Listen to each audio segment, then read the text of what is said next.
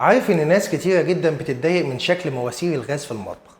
ازاي اعالج المشكلة دي من البداية؟ عندنا طريقتين. اول طريقة ان انا بسيب 10 سنتي ما بين الجبسن بورد والمطبخ بمشي مواسير الغاز فيها. تاني طريقة ان انا بخلع في الوحدات العلوية للمطبخ وبرضه ما بيبانش المواسير فيها.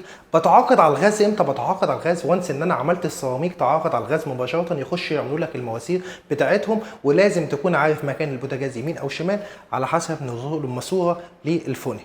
حاجه برضو بتضايق ناس كتيره جدا شكل مواسير الغاز. نبص هنا كده، احنا متعاقدين على شكل الغاز وقسم التشغيل شغل الغاز، وشكل الماسوره هنا مضايق. تفصيله صغيره بنحط حته خشبه من دي، شكل الغاز شفتوا فرق شكل الغاز بيبقى شكل وحش جدا، ودي بتتحط ببساطه جدا. هنيجي بعد كده نتكلم على مواسير الغاز اللي نازله للسخان، برضو نفس الموضوع. دي مواسير بتتشال، خشبه بتتشال كده، واصبحنا ان احنا برضو خبينا شكل مواسير الغاز المزعجة اللي بتضايقك في المطبخ. شكرا.